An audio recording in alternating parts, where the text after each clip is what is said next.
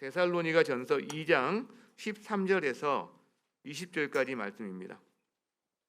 데살로니가 전서 2장 13절에서 20절, 저와 여러분이 한 절씩 교독하겠습니다. 저부터 읽습니다. 이러므로 우리가 하나님께 끊임없이 감사함은 너희가 우리에게 들은 바 하나님의 말씀을 받을 때에 사람의 말로 받지 아니하고 하나님의 말씀으로 받음이니 진실로 그러하도다. 이 말씀이 또한 너희 믿는 자 가운데에서 역사하느니라. 형제들아, 너희가 그리스도 예수 안에서 유대에 있는 하나님의 교회들을 본받은 자 되었으니 그들이 유대인들에게 고난을 받음과 같이 너희도 너희 동족에게서 동일한 고난을 받았느니라. 유대인은 주 예수와 선지자들을 죽이고 우리를 쫓아내고 하나님을 기쁘시게 하지 아니하고 모든 사람에게 대적이 되어 우리가 이방인에게 말하여 구원받게 함을 그들이 금하여 자기 죄를 항상 채우매 노하심이 끝까지 그들에게 임하였느니라. 형제들아, 우리가 잠시 너희를 떠난 것은 얼굴이요 마음은 아니니 너희 얼굴 보기를 열정으로 더욱 힘썼노라. 그러므로 나 바울은 한 번, 두 번 너희에게 가고자 하였으나 사탄이 우리를 막았도다. 우리의 소망이나 기쁨이나 자랑의 면류관이 무엇이냐? 그가 강림하실 때 우리 주 예수 앞에 너희가 아니냐? 함께 너희는 우리의 영광이요 기쁨이니라. 아멘. 자리에 앉으시겠습니다. 본격적인 여름이 시작된 것 같습니다. 폭우와 폭염이 이렇게 시작됐습니다. 우리 성도님들도 또 강건하게 건강 잘 지켰으면 좋겠다 생각이 듭니다. 그래서 우리 교회에 이제 여름 수련회도 본격적으로 이렇게 시작이 됐습니다. 어제는 유아 유치부 여름 성경학교 열렸는데 정말 이렇게 많은 아이들이 교회에서 뛰노는 모습이 참 마음이 좋았고, 특히 한 2년 반 동안 보지 못했던 아이들을 이렇게 또 보게 되는 경우가 있어요. 그러면 이렇게 부쩍 자라 있거든요. 그 모습 볼 때 참 마음이 좋다. 달려가서 이렇게 막 안아주고 그러는데 아이는 누구예요? 막 이런 어떤 느낌. 그래서 조금 당황스러운 그런 부분도 좀 있습니다. 어제 청년 1, 2부도 저기 용인 양지라는 곳에서 수련회를 시작했는데 아이스크림 사달라고 그래서 아이스크림 사들고 갔다 왔습니다. 거기서 이렇게 대화하는 시간이 있었거든요. 근데 참 진지한 질문을 많이 해요.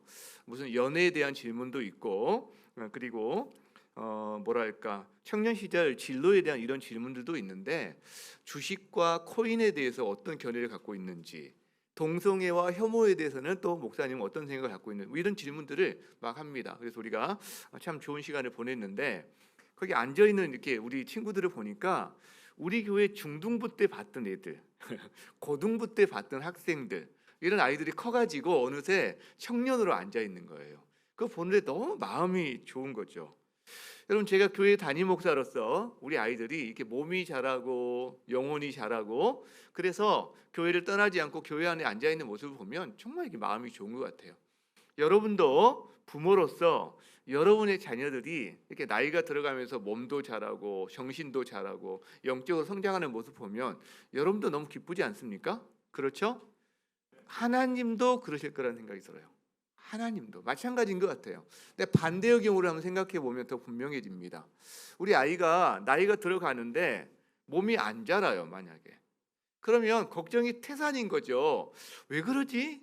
어디가 아플까? 그러면서 아마 병원 데리고 다니면서 검사하고 보약 먹이고 막 밥 먹으라고 아마 윽박 지르고 아마 그러지 않을까 싶어요.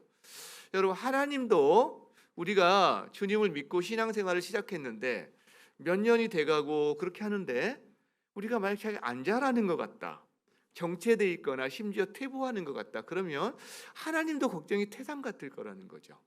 공동체도 마찬가지입니다. 한 교회가 세워지고 시간이 지나면서 공동체가 영적인 성장의 단계를 밟아가는데 안 자란다, 뭔가. 그렇죠? 오히려 퇴보한다, 그러면 그것도 참 하나님 앞에 걱정거리겠다, 이런 생각을 해봅니다. 그러니까요, 개인이든 공동체든 이 성장이나 성숙의 문제는 참 중요한 문제다라고 우리가 볼 수 있다는 거죠. 그런 면에서 데살로니가 교회는 참 우리에게 도전이 되는 그런 교회였습니다. 2000년 전 그 고대 도시의 열악한 환경과 척박한 환경에서 복음이 전해졌는데 이들이 잘 성장하고 성숙해가는 모습을 보여준단 말이에요. 우리 한번 데살로니가 현상이라는 걸 우리 한번 본 적이 있어요. 기억하시죠? 저 도표 한번 보여주겠습니까? 그들이 복음을 들어요. 근데 그 복음을 잘 받아들입니다. 즉 온전한 회심이 일어나는 거죠.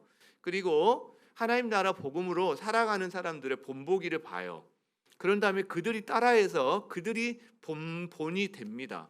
그러면서 다른 지역 사회에 영향력을 미치는, 그래서 그들 안에 믿음의 역사와 사랑의 수고와 그리고 소망의 인내가 있는 공동체로 세워지는 것을 우리가 본다는 거죠. 여러분 참 감격할 만한 그런 일인 거죠. 그렇죠? 그러면 오늘 읽은 본문을 통해서 이 교회와 사도 바울과 그 일행 간에 어떤 일들이 있었는지를 우리에게 말해주고 있는데, 여러분 우리가 이걸 가만히 묵상하다 보면 데살로니가 교회가 어려운 여건 속에서도 잘 성장하거나 성숙할 수 있었던 요인들을 발견하게 돼요. 그죠? 그렇다면 결국 그걸 정리하면 그 공동체를 성숙시킨 힘이 무엇일까라는 거죠. 오늘 우리가 그걸 살펴보면서 우리 개인도 그리고 우리 공동체도 한번 더 성숙해지기를 한번 소망해 보면 좋겠다, 이런 마음을 갖게 됩니다. 한 세 가지 정도 나눌 텐데요. 자, 공동체를 성숙시킨 힘, 첫 번째 따라합니다. 하나님의 말씀. 자, 13절을 볼까요? 자, 바울과 그의 일행이 하나님 앞에 끊임없이 지속적으로 감사하는 내용이 하나가 있어요. 그게 뭐냐면 바로 그들의 말을 들을 때 그들이 사람의 말로 듣지 않고 치부하지 않고 어떤 철학자들의 궤변으로 치부하지 않고 하나님의 말씀으로 받았다. 그걸 감사합니다. 그리고 또 감사하는 게 그 말씀이 하나님 말씀으로 받았기 때문에 그들 가운데 역사하는 것을 이들이 보는 거예요. 그걸 굉장히 감사하는 내용이 나옵니다. 감사는. 여러분 사실 바울과 그의 일행이 데살로니가에서 전한 말씀은 엄밀히 말하면 사람의 말입니다. 그들의 말이니까. 그렇죠? 인간의 말 맞아요. 그런데 단순한 인간의 말로 듣지 않는 거예요. 단순한 철학적인 궤변으로 듣지 않는 거죠. 하나님의 말씀으로 들었다, 받았다. 여러분, 개인이든 공동체든 성장과 성숙의 가장 큰 힘이 바로 이 하나님의 말씀이에요. 말씀. 그런데 이 말씀은 사람을 매개로 해서 전해집니다. 그러니까 듣는 사람은 이걸 사람의 말로 들을 수도 있고요, 받아들일 수도 있고요, 하나님의 말씀으로 받아들일 수도 있습니다. 그런데 하나님의 말씀으로 받아야, 그리고 하나님의 말씀이어야 사실은 성장과 성숙이 일어나고 역사를 일으키는 거죠. 하나님의 말씀이 사람을 매개로 해서 전해지는 대표적인 경우가 있어요. 두 가지. 그 중에 하나가 뭐냐면 설교입니다. 설교. 그래서 설교를 들을 때 그 태도가 매우 중요해요. 왜? 사람의 말로 들을 수도 있고요, 하나님의 말씀으로도 들을 수 있다는 거죠. 뭐 간혹 이상한 설교자가 있을 수도 있지만 만약 제대로 된 설교자라면 자기 생각이나 자기 주장을 마치 하나님의 말씀인 것처럼 막 이렇게 포장해서 전하지는 않을 거예요. 성경이 증언하는 진리를 여러분에게 전하려고 할 거라는 말이죠. 그러니까 그 말씀 속에서, 설교 말씀 속에서 인간을 통해서 전해지는 말이지만 그 말씀 속에 하나님의 말씀을 발견하고 받아들일 수 있다면 그 말씀의 역사를 그 본인이 경험하게 되고 그걸 통해서 성장하게 되는 일이 일어난다는 거죠. 여러분 우리가 오늘 같은 장소에서 같은 시간에 같은 예배를 드리고 있어요. 하나님의 말씀이 선포됩니다. 여러분 그런데요, 받는 은혜는 제각각입니다. 여러분 그죠? 삶의 변화도 따라서 제각각입니다. 왜 그럴까요? 하나님의 말씀인 이 씨앗은 그대로입니다. 동일해요. 근데 마음밭이 다르거든요. 마음밭이. 길가밭, 돌짝밭, 가시덤불, 좋은 밭, 여기에 따라서 그 하나님의 말씀, 씨앗인 말씀이 뿌려졌을 때 열매 맺는 게 달라진다라는 거죠. 여러분 만약에 설교 시간에 어떤 분이 마음의 팔짱을 이렇게 딱 끼고 앉아서 그래 한번 뭐라 하는지 들어보자, 나를 한번 설득해봐, 이렇게 한번 말을 하고 있다면 아무 일이 안 일어날 겁니다. 오히려 앉아있는 시간이 차라리 시간 낭비일 수도 있는 거죠. 여러분 유명한 개그맨이 와서 이제 청중들을 대상으로 막 이제 웃고 즐기는 시간이 있는데 어떤 사람이 딱 앞에 앉아가지고 팔짱을 딱 끼고 다리를 꼬고 앉아. 그래, 너 얼마나 웃기는지 한번 보자. 나 한번 웃겨봐. 이렇게 얼굴을 딱 굳게 표정을 짓고 있으면 어떤 아주 좋은 개그맨도 못 웃길 거예요, 여러분. 그런데 예배 시간에 우리가 이렇게 그래 나한테 한번 은혜 끼쳐봐. 그러면 어떤 성령님도 은혜를 못 끼칠 것 같아요. 제가 개그맨과 성령님을 비교해서 미안하긴 하지만 죄송하긴 하지만 인격적인 관계란 말이죠. 이게 그렇죠? 그렇기 때문에 마음의 문을 닫고 있는 사람에게는 안 들어갈 수 있다는 거죠. 여러분 이제 우리가 이번에 선교 축제를 이렇게 치렀습니다. 기독교 세계관으로 평생 자기 한 길을 걸어왔던 어떻게 보면 그래도 본받을 만한 믿음의 선배 한 분을 모셔서 그분의 매개로 해서 하나님 말씀을 우리가 들었죠. 그분의 말씀을 우리가 무엇으로 들었느냐 이런 생각을 해보게 되는 겁니다. 그분이 이런 질문을 했거든요. 하나님 나라의 역사 속에서 당신은 어디에 서 있습니까? 당신의 살아온 길 그리고 살아갈 길을 접어서 성경의 이야기 속에 당신이 당신의 이야기를 넣는다면 당신은 어디쯤 위치해야 합니까? 여러분 이게 누구의 말로 들렸냐는 거죠. 그 2주차에는 이런 말씀을 했거든요. 기독교의 진리는 기본적으로 창조와 타락과 그 다음에 구속의 렌즈를 가지고 바라보면 이 세상 가운데서도 하나님 나라를 볼 수 있습니다. 이런 메시지를 전했단 말이에요. 그리고 여러분에게는 그런 창조와 타락과 구속의 렌즈가 있는가? 그것으로 이 세상과 그 세상 속에서 하나님의 나라를 보고 있는가? 이런 어떤 도전을 했단 말이에요. 여러분 이 말이 단순한 사람의 말로 들렸습니까? 아니면 하나님께서 지금 나에게 하시는 말씀이구나 이렇게 들렸냐라는 거죠. 설교가 바로 하나님의 말씀이 사람을 매개로 해서 전해지는 중요한 어떤 매체 중에 하나라고 한다면 또 한 가지가 있어요. 다른 경우가 있는데 여러분 보세요. 바울 일행이 데살로니가 성도들을 대할 때 공적으로만 설교하고 훈련을 했을까요? 그렇지 않았을 겁니다. 아마 개인적인 만남의 시간도 있었을 거예요. 개인적으로 대화도 하고 때로는 말씀을 가르치고 양육도 하고 하는 시간을 가졌을 거라는 거죠. 자, 그럴 때 사도 바울이 자기 말은 한마디도 말을 안 하고 오로지 딱 듣다가 구약 성경 몇 장 몇 절 하면서 구약 성경만 이야기했을까요? 그렇지 않았을 겁니다. 그냥 이렇게 대화하면서 자기 안에 정리되어 있는 생각들, 하나님 주신 마음들을 가지고 이야기했을 거예요. 하나님도 아마 그걸 기뻐하셨을 거예요. 그리고 자, 그렇다면 지금도 마찬가지라는 겁니다. 공적인 자리에서 하나님 말씀을 전하는 것 말고도요. 영적인 리더들과의 만남들이 있어요, 여러분이. 여러분의 인대인에서 여러분의 이끄미가 있고 목장에 목자님이 계시고 그리고 우리 주일학교 학생들에겐 교사가 있고요.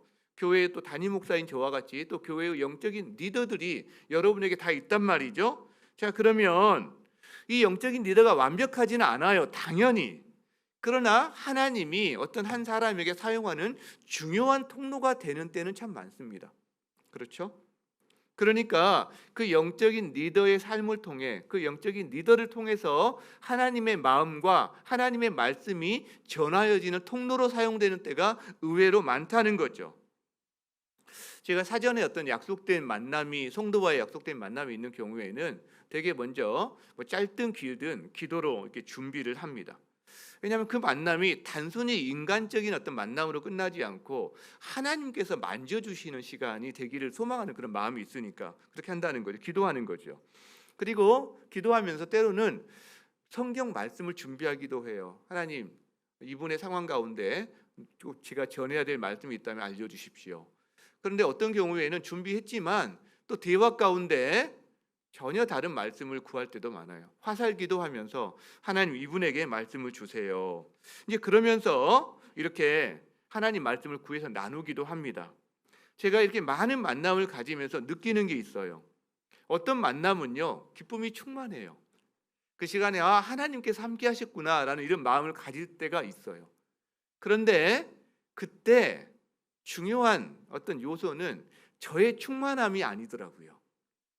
저와 함께 앉아있는 상대방의 태도, 그분이 하나님 말씀을 사모하는 어떤 그런 마음들, 여러분 이게 인격적인 관계다 보니까 서로 주고받는 가운데 그게 증폭이 되고 일어나는 거지, 저 혼자만의 준비로 그런 일이 일어나지는 않더라라는 거죠, 실제로. 그러니까 제 앞에 앉아 있는 분이 얼마나 하나님 말씀을 사모하고 앞에 있는 영적인 리더를 통해서 혹시 자기에게 하나님께서 무슨 말씀을 하시는 건 아닌가를 사모하는 마음을 가질 때 실제로 소원하는 사람에게 하나님께서 그 소원대로 그 말씀을 부어주시는 경우가 많더라는 거죠. 마음밭이 부드러운 사람에게 이 말씀이 들어갑니다. 사모하는 사람에게, 하나님과 하나님의 말씀을 사모하는 사람에게 현장에서 주시는 은혜가 있어요. 생각나지 않은 말씀을 성령께서 깨닫게 하시고, 그래서 성령의 검으로 그 상황을 단칼 해결하는 경우도 있고요. 그 다음에 불극률한 마음을 주셔서 기도할 때 하나님께서 그 사람을 치료하시는 경우도 있고요. 담대한 마음을 주시는 경우가 많이 있다는 거죠. 여러분, 데살로니가 성도들은 전도자의 말을 하나님의 말씀으로 받았어요. 그랬더니 그 말씀이 그들 가운데 일을 하기 시작했다라고 이야기합니다. 역사하기 시작했다는 거죠. 여러분, 동일합니다. 하나님의 말씀은 그때나 지금이나 동일하고 하나님은 그때나 지금이나 살아계십니다. 그래서 하나님은 공적으로 선포되는 말씀이든 혹은 하나님의 사람들, 자기보다 반발, 혹은 여러분 어린 사람도 상관없어요. 때로는 어린 사람을 통해서도 하나님께서 당신의 뜻을 드러내는 경우가 있어요. 그렇죠? 그런 개인적인 만남과 권면을 통해서든 우리에게 하나님의 마음을 전해주시고 하나님의 말씀을 주시는 경우가 있다는 거죠. 여러분, 우리에게 좀 사모하는 마음이 있었으면 좋겠어요. 사모하는 마음. 그러면 그 말씀을 사모하고 듣는 사람은, 그 말씀을 자기 안에 담는 사람은 그 말씀이 일하는 것을, 자기 안에서 하나님이 일하시는 것을 보게 될 줄 믿습니다. 그게 성장인 거죠. 이 은혜가 여러분과 함께 하기를 바랍니다. 자, 공동체를 성숙시킨 힘 두 번째, 따라합니다. 고난. 자, 14절 말씀에 그런 부분이 나오는데 함께 같이 읽어보겠습니다. 자, 같이 시작. 형제들아, 너희가 그리스도 예수 안에서 유대에 있는 하나님의 교회들을 본받은 자 되었으니 그들이 유대인들에게 고난을 받음과 같이 너희도 너희 동족에게서 동일한 고난을 받았느니라. 자, 데살로니가 교회 안에 고난이 있다라는 것을 우리가 이 말씀을 통해서 알 수 있어요. 그런데 그들의 고난은 유대에 있는 하나님의 교회가 그들 유대인 동족에게서 받은 고난처럼 이들은 역시 데살로니가 사람들, 자기 동족에게서 받은 고난이 있었다라는 거죠. 이게 되게 고난은요, 가까운 데서 주로 이렇게 오는 것 같아요. 그렇죠? 유대인들은 예수님을 죽였어요. 사도들을 죽였습니다. 스데반을 죽였습니다. 그리고 이 사람들을 감옥에 집어넣고요, 마구 축출하고 공동체에서 몰아내고 권리를 박탈하고 있습니다. 감옥에 집어넣고. 여러분, 데살로니가 성도들 역시 고난을 받기 시작하는 거예요. 왜 그럴까? 그리스도인은 다르기 때문에 그래요. 그 사회, 그 세상이 갖고 있는 가치관, 세계관, 삶의 방식이 다르기 때문에 이들은 고난을 받기 시작합니다. 그래서 초대교회의 그리스도인들은요, 세상을 소란하게 하는 사람들이다, 세상을 어지럽히는 사람들이다, 이 말이 맞는 거죠. 왜? 그들이 살아간 삶의 방식과 다르기 때문에. 그런데 성경을 통해서 우리가 한 가지 알게 되는 게 있습니다. 이 고난이 데살로니가 교회와 성도들을 성숙시킨 힘이 되었다는 거예요. 이 고난이, 아니 고난을 받으면 때로 꺾이기도 해요. 후퇴하기도 합니다. 뒤로 물러서기도 해요. 그런데 이들은 그렇게 하지 않았습니다. 이들은 오히려 성장하고 성숙해서 본이 되고 마케도니아 지방에 영향력을 끼치는 믿음의 공동체가 되었습니다. 그러니까요, 고난이 있었는데 이 고난이 그들을 꺾어버린 게 아니라 고난이 오히려 그들을 성숙시킨 거죠. 실제로. 여러분, 우리는 고난에 대한 이야기를 하면 우리가 이미 들었던 것들이 있어요. 고난은 변장된 축복입니다. 그러면 우리가 아멘 합니다. 찬송가 373장에 보면 큰 물결이 일어나 나 쉬지 못하나, 고난인 거죠. 이 풍랑으로 인하여 더 빨리 갑니다. 이 구절을 들을 때 아멘 이렇게 이야기합니다. 그러나 그 아멘은 다른 사람의 고난에 대해서 우리가 해석해 줄 때 주로 아멘 이렇게 해요. 막상 이게 자기 고난이 되면 고난은 변장된 축복이야. 그럼 듣기 싫어합니다. 네가 한번 당해봐. 왜냐하면 아프거든요. 힘들거든요. 그러니까요, 이렇게 해석이 잘 안 됩니다. 그냥 빨리 빠져나가고 싶고 빨리 이것을 이기고 싶지, 이게 축복이지, 이것 때문에 내가 더 빨리 가는 거지, 이런 생각 안 한다는 거예요. 여러분, 자기 고난을 그렇게 해석을 잘하지 못합니다. 그래서요, 자기 고난이 왔는데 고난을 해석하지 못하면 고난 가운데 누리는 유익이 굉장히 줄어들거나 없어져 버릴 수가 있어요. 그냥 고통으로만 끝내는 경우가 의외로 많을 수 있습니다. 트라우마로만 남게 되는 경우도 있다는 거죠.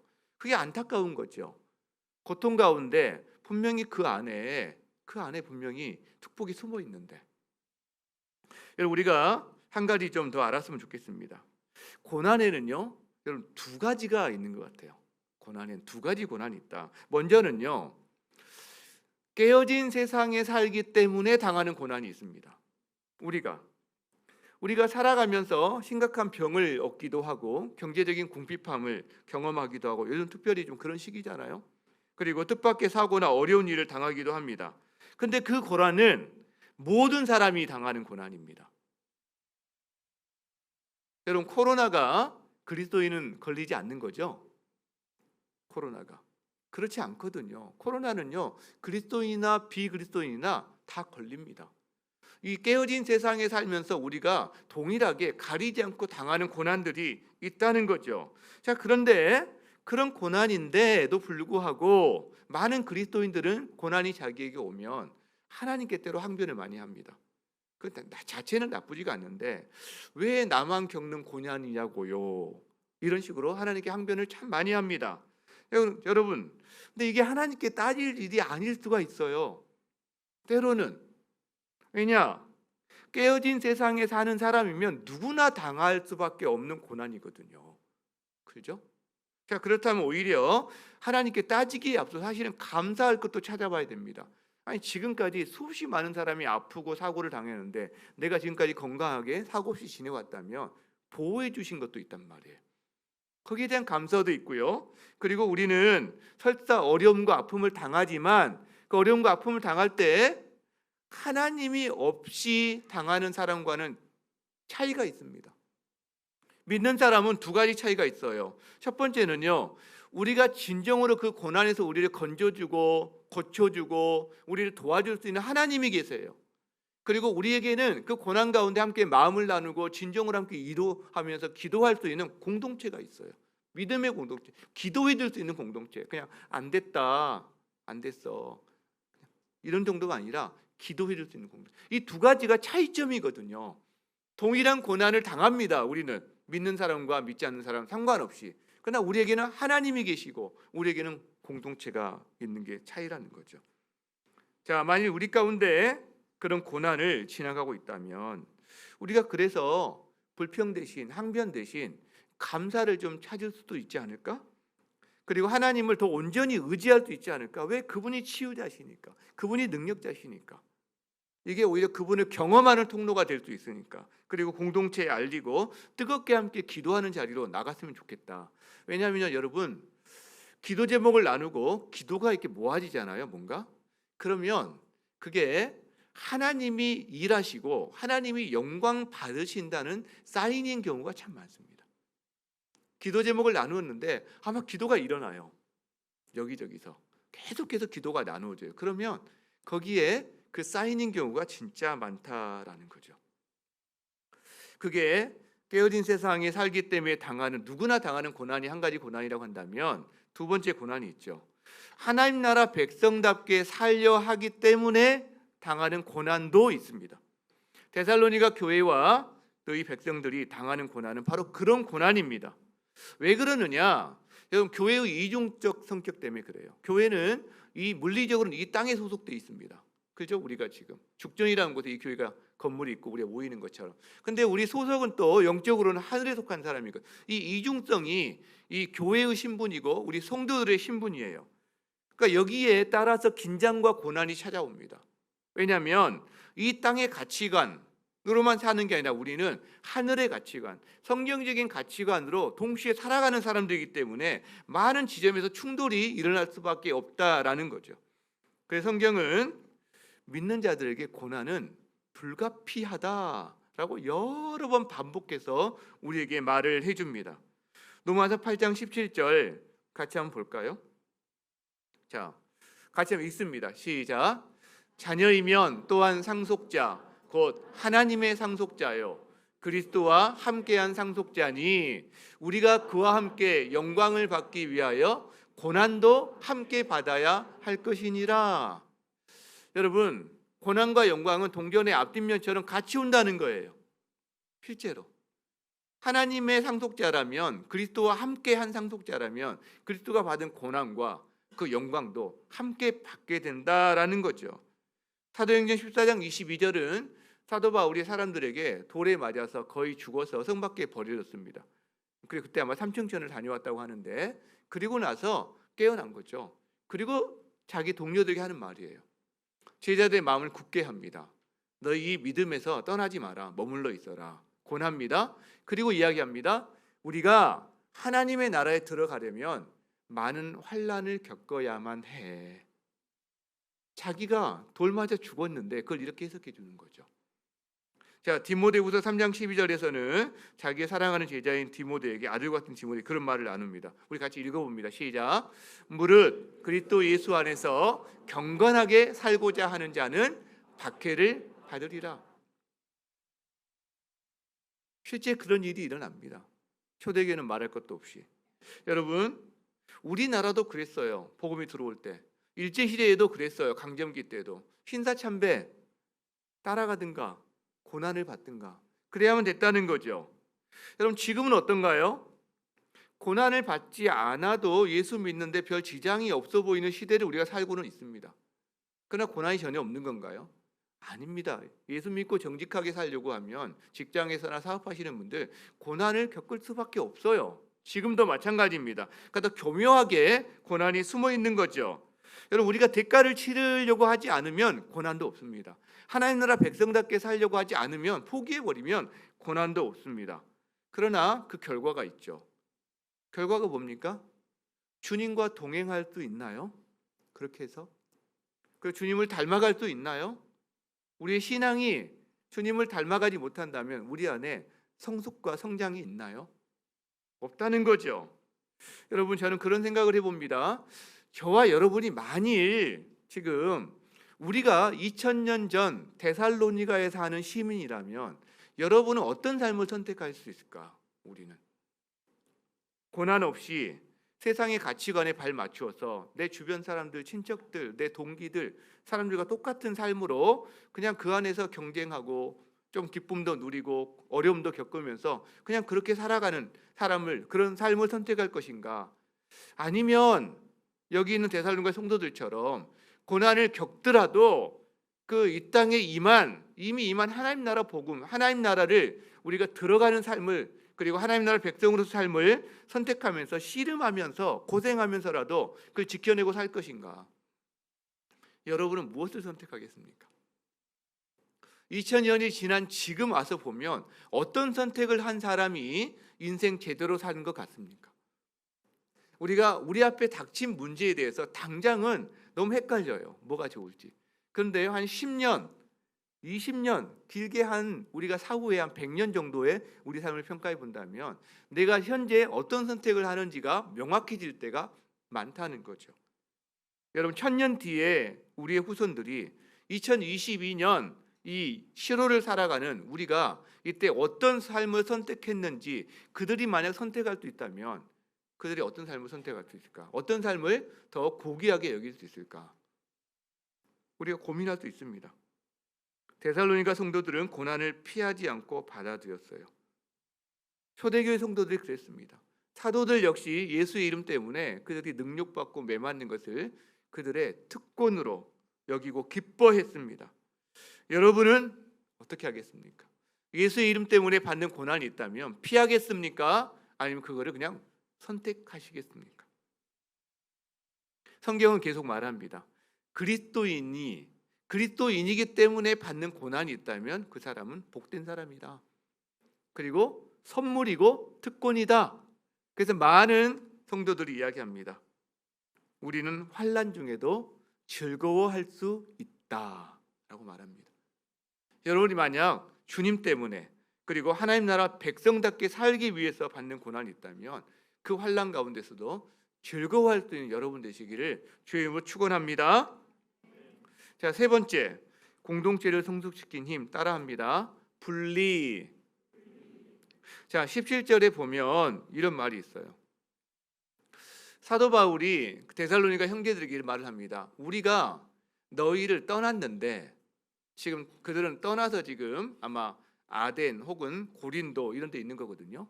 떠나 있는데 우리가 떠난 건 얼굴일 뿐이지 우리 마음까지 떠난 건 아니야. 너희 얼굴 보기를 얼마나 우리가 힘썼는지 몰라. 그래서 내가 18절에 보면 너희에게 가고자 여러 차례 노력했지만 사단이 우리를 막아서 가지 못했어 라는 말을 합니다. 자, 여기에 떠났다라고 번역된 이 단어는 문자적으로 말하면 분리되었다라는 단어입니다. 분리. 그래서 우리가 너희와 분리됨으로 너희를 고아로 만들었다 이런 의미입니다. 즉 고아와 같이 어린 그런 교회를 두고 강제적인 뭐 그냥 빠이빠이 하고 떠난 게 아니라 어쩔 수 없이 급작스럽게 고통스러운 분리가 일어났다는 것을 우리가 이걸 통해서 알 수 있는데, 그래서 사도 바울이 다시 돌아가려고 했어요. 근데 사탄이 막았다라고 이야기합니다. 이게 정확히 무슨 의미인지는 우리가 알 수 없죠. 유대인들의 어떤 그런 음모라든가 반대가 있었는지, 아니면 보석금을 주고 법적으로 돌아오지 않겠다는 약속을 하고 떠났기 때문에 갈 수 없는 상황이었는지 우리는 정확히 알 수 없지만, 알 수 있는 것은 사도 바울이 데살로니가에 돌아가고 싶었다는 거예요. 근데 방법이 없어서 그 안타까운 것을 이렇게 표현하고 있다라는 거죠. 여러분, 그런데 한 가지 재미있는 게 있습니다. 이들의 이 분리가 급작스럽고 고통스러운 분리였음에도 불구하고 하나님은요, 이 분리를 통해서 데살로니가 성도와 교회들을 성장시킵니다. 우리 역시 마찬가지입니다. 우리 역시 어느 시점이 되면 우리가 영적인 어린아이로 있을 때는 우리에게 영적인 리더가 필요하고 우리의 이끌미가 필요합니다. 그렇죠? 근데 일정한 시점이 되면 그 영적인 리더가 우리에게서 떠나가는 때가 옵니다. 하나님이 때로 분리시키시기도 하는 때가 옵니다. 자, 그때 우리가 어떻게 해야 할까요? 떠나면 안 돼 뭐 이러면서 맨날 우울해하고 있으면 될까요? 하나님이 바라시는 게 뭘까? 사람 의지하지 말고 이제 네가 하나님 의지하렴. 하나님을 온전히 바라보고 하나님을 통해서 너의 삶을 성장시키렴. 이걸 바라는 거죠. 여러분, 데살로니가 교회가 지금 사도 바울과 그 일행이 굉장히 일찍 떠났거든요. 불과 3개월에서 6개월 정도밖에 사역을 못했으니까. 그렇죠? 근데 오히려 이게 역설적으로 그래서 더 건강한 교회가 될 수 있었다는 걸 우리에게 말을 해줘요. 역설입니다. 역설. 1953년에 중국이 공산화되면서 중국 안에 있던 모든 선교사들이 다 추방을 당합니다. 그때까지 1700년대부터 그 1600년대부터 계속 중국에 들어갔던 선교사 수가 누적해서 그냥 5만 명 정도 됐다고 그랬거든요. 어마어마한 인원이 중국에 선교사들이 많이 있었습니다. 근데 다 추방당한 거죠. 그리고 성경 불태우고 교회 탄압하고 무너뜨리고 십자가 막 없애고 그랬어요. 선교사들이 나오면서 야, 이제 중국의 기독교는 끝났구나. 그리고 성도들도 교회도 다 끝났구나 생각했습니다. 그리고 슬퍼했는데 나중에 이제 문화 개방을 통해서 문호를 개방하면서 중국에 들어갈 일이 생겼거든요. 가서 보고 깜짝 놀랐습니다. 그 가운데 지하에서 가정교회가 얼마나 많이 생명력 있게 살아있던지, 이전보다 선교사들이 사역하던 때보다 오히려 더 이들이 성장하고 성숙해 있는 어마어마한 숫자를 발견하게 된 거죠. 여러분, 이게 역설입니다. 분리됐는데 분리될 때 끝났네 생각했는데 그게 아니라는 거죠. 여러분, 우리 역시 마찬가지입니다. 우리도요, 우리는 공동체를 이루며 사는 존재들이에요. 그래서 그 안에서 마음을 나누고 도움을 받고 도움을 주고 이렇게 살아갑니다. 영적인 리더와 동역자와 함께 살아가는 존재들입니다. 그런데 하나님께서 이런 분리가 일어나게 하실 때가 있어요. 그러면 대체적으로 당황스러워합니다. 좀 놀라는 거죠. 그리고 힘들어합니다. 특히 사람을 좋아하거나 사람의 인정에 굉장히 목마른 그런 기질을 가진 사람들은 이걸 더 힘들어합니다. 보통 사람보다 더 외로워하는 거죠. 여러분, 외로울 수 있죠. 그러나 이게 하나님의 의도일 수 있다는 거예요. 어떤 의도요? 사람 보지 말고 하나님을 더 바라보고 사람 의지하지 말고 하나님을 의지해서 네가 이제 성숙했으면 좋겠다라는 하나님의 의도일 수 있다는 겁니다. 여러분, 우리가요, 만약에 정말 힘든데 의지할 사람이 없어. 그러면요, 하나님이 나를 하나님만 바라보라고 하는 특별한 시간으로, 특별한 캠프로 나를 지금 초청하셨구나라고 우리가 생각할 수 있다는 겁니다. 진정한 영적인 성장과 성숙은 언제 일어날까? 어린아이는 물론 당연히 도움이 필요합니다. 그러나 때가 되면요, 이 아이가 청년이 되면 어느 순간 여러분 분리가 일어나서 이 아이를 보내줘야 합니다. 여러분 집안에 청년이 있는데 이 아이를 독립을 안 시키고 너무나 예쁘고 사랑스러워서 결혼을 안 시키고 맨날 끼고 산다. 그러면 그 청년도 여러분도 문제가 생기는 거예요. 결혼시키면요 분리가 일어나는 거거든요. 독립하는 거거든요. 그럼 어떤 일이 벌어집니까? 그 청년이 재생산하게 됩니다. 어른이 됩니다. 그 부모는요 할아버지 할머니도 또 어른 역할을 하게 되는 거죠. 이게 바로 하나님이 우리에게 영적인 리더 혹은 공동체 안에 어떤 사람들과 적절한 때에 분리를 일으키는 방식이 될 수 있다는 거죠. 그 은혜, 그런 과정을 잘 견뎌내고 재생산으로 오히려 다른 사람을 바라보는 은혜가 있기를 바랍니다. 자, 말씀을 마무리하고자 합니다. 데살로니가 교회는 굉장히 척박한 환경이었잖아요. 고대 도시라는 게. 근데 거기에서 이렇게 참 주목할 만한 건강성 그리고 성장과 성숙을 이뤄내는 교회가 됩니다. 오늘 우리가 살펴본 바에 따르면 그 힘이 무엇이었을까? 하나님 말씀, 바울 일행을 통해서 전해진 말씀을 인간의 말로 치부하지 않고 하나님 말씀으로 받았어요. 이 하나님 말씀으로 받다 보니까 그의 삶이 변하고 거기서 오는 고난에 대해서 후퇴하지 않고 그 고난을 감수하면서 하나님 말씀을 더 의지하게 됐습니다.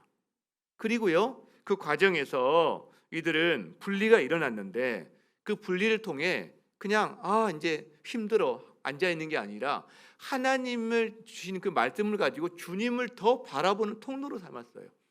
이것이 그들이 성장한 어떤 계기, 힘이었는데 한 가지 더 중요한 걸 발견하게 됩니다. 오늘 이 말씀 끝부분을 통해서 바로 그들의 그런 태도와 자세도 중요하지만 그들을 바라봐주고 그들에게 복음을 전한 바울과 그 일행의 그들을 향해 바라보는 이 관점이에요. 마음이에요. 자, 바울은 데살로니가 성도들에게 사랑을 가득 담아서 이런 고백의 편지를 보냅니다. 그게 바로 19절, 20절이거든요. 제가 읽겠습니다. 우리의 소망이 무엇이냐? 우리의 기쁨이 무엇이냐? 우리의 자랑의 면류관이 무엇이냐? 예수 그리스도가 이 땅에 다시 오시는 날 예수님 앞에서 우리가 자랑할 것이 무엇이겠니? 바로 너희들이야. 너희가 나의 기쁨이고 너희가 나의 즐거움이고 나의 영광이야. 너희가 우리 일행의 기쁨이고 영광이야 라고 말한다는 거죠. 여러분, 바울 일행에게 소망과 기쁨, 그들의 자랑의 면류관은 사람들이었습니다. 예수님이 다시 오실 때 예수님 앞에서 이들이 자랑할 수 있는 것은 오로지 성도들이었어요. 성도들, 다른 건 다 불타 없어지는 것들 아닙니까? 이들이 무엇을 자랑할 수 있을까요? 자, 그렇다면 여러분의 기쁨은 무엇입니까? 여러분의 면류관은 무엇입니까? 재산입니까? 멋진 집입니까? 우리가 흔히 세상의 사람들이 추구하는 명예, 지위, 미모, 그 어떤 것들입니까? 예수님이 다시 오실 때 예수님 앞에서 자랑할 수 있는 것이 무엇일까? 적어도 그런 것들은 아닐 것 같아요. 그렇죠? 무엇일까? 아마도 우리가 사랑했던 사람들일 겁니다. 마음을 다해서 인간적인 사랑을 넘어서서 하나님의 사랑으로 하나님 나라의 복음을 가지고 주님이 주신 마음으로 뜨겁게 사랑했던 사람들, 주님 앞에서 그들이 주님 앞에 서 있는 모습을 볼 때 우리 역시 주님 앞에서 부둥켜 안고 함께 기뻐하면서 그들이 바로 우리의 기쁨인 것을, 우리의 자랑인 것을, 우리의 면류관인 것을 우리도 아마 허그하면서 온몸으로 표현하게 될 거라는 거죠. 어제 리더반 종강을 어제 이 자리에서 했습니다. 그리고 이번 주에 목장 종강을 하게 됩니다. 자, 그 모임에서 우리가 이 뒷부분, 이 말씀을 나누었어요. 우리의 면류관이 무엇이냐? 우리의 기쁨이 무엇이냐? 여러분, 저의 면류관은 무엇일까요? 저에게도 면류관은 사람들입니다. 그런데 특별히 죽전 우리교회 성도들이 저에게 허락하신 하나님의 면류관이 된다는 거죠. 여러분, 그 토요일 새벽마다 우리 리더들 이 자리에 나와서 함께 말씀을 연구하고 우리 교회를 위해서 목원들이 함께 기도하는 시간을 갖는데, 그렇게 성도를 세우기 위해서 혼신의 힘을 다 쏟고 기도하며 살아내는 우리 리더들이 저의 동역자이고, 이 리더들이 예수님 앞에서 저의 면류관입니다. 어제 주일학교에서 여름 성경 수련하고 있는데 그 교사들, 그리고 지금 아이들을 섬기고 있는 정말 그 교사들이 저의 면류관입니다.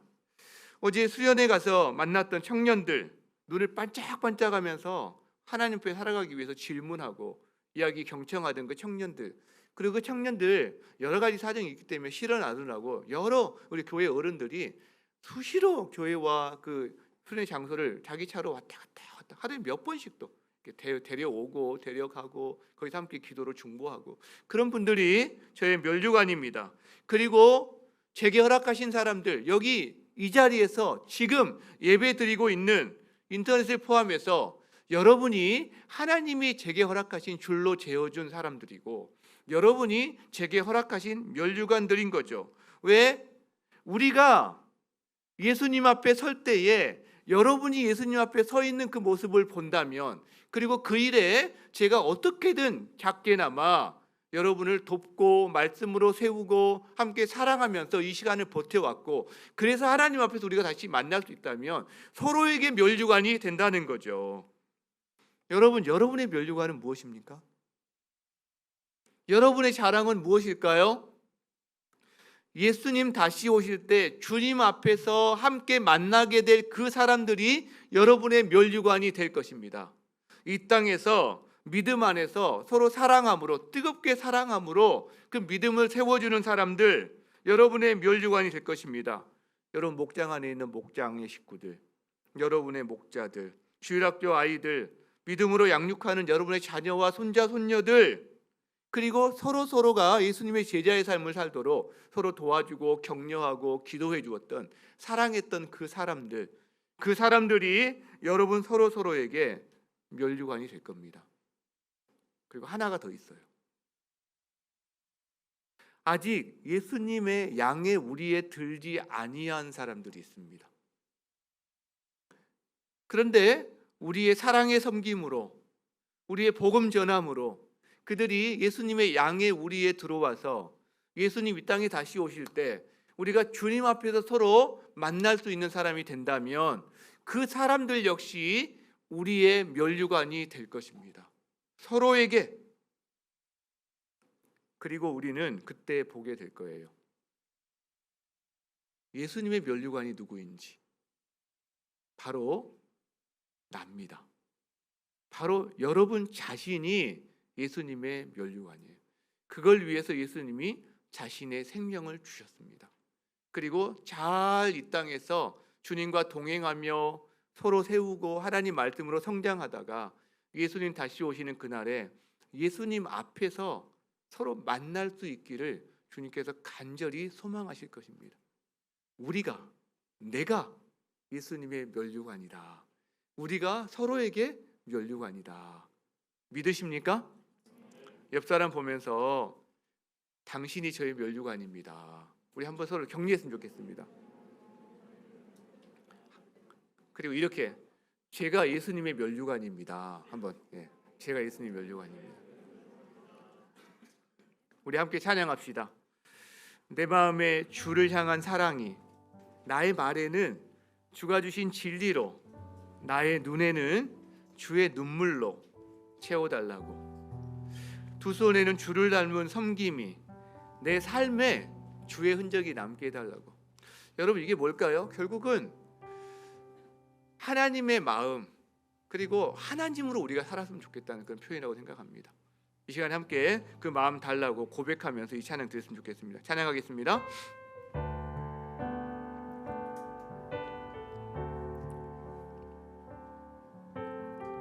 내 마음에 주를 향한 사랑이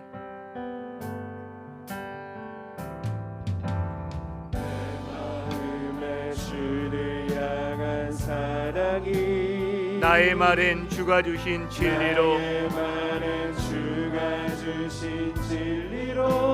나의 눈에 주의 눈물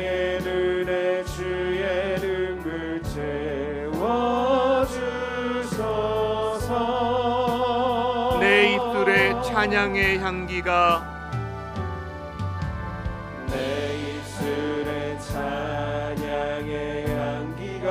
두 손에는 주를 닮은 섬김이 나의 삶에 주의 흔적 남게 하소서.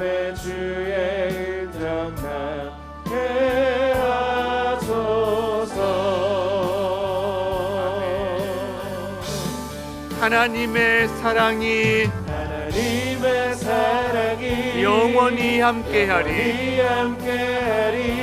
십자가의 길을 걷는 자에게 순교자의 삶을 사는 이에게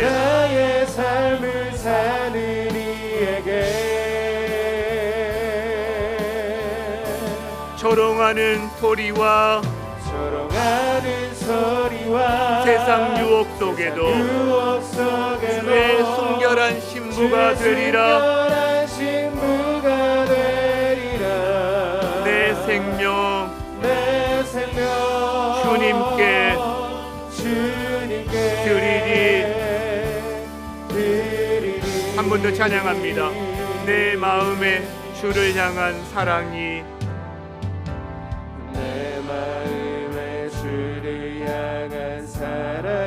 나의 말엔 주가 주신 진리로 나의 눈에 주의 눈물 채워주소서.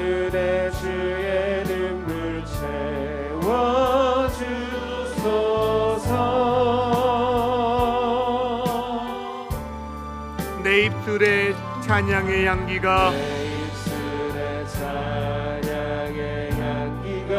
두 손에는 주를 닮은 섬김이 나의 삶에 주의 흔적 남게 하소서.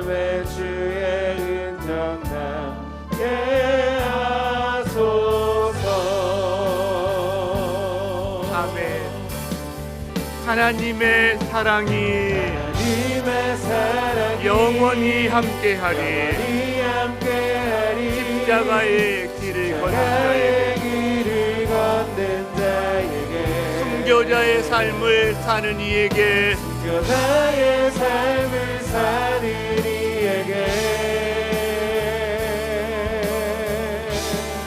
조롱하는 소리와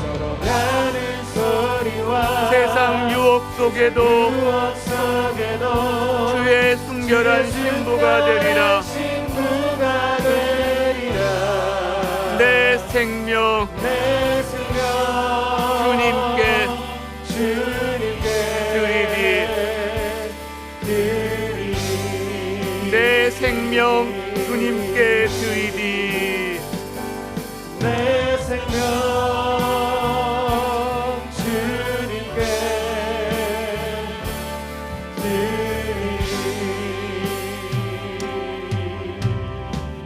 주님께서 여러분 마음에 주신 마음을 가지고 주님 앞에 사랑의 고백으로 함께 나아가는 시간 갖도록 하겠습니다. 주여 외치고 함께 기도합니다. 주여.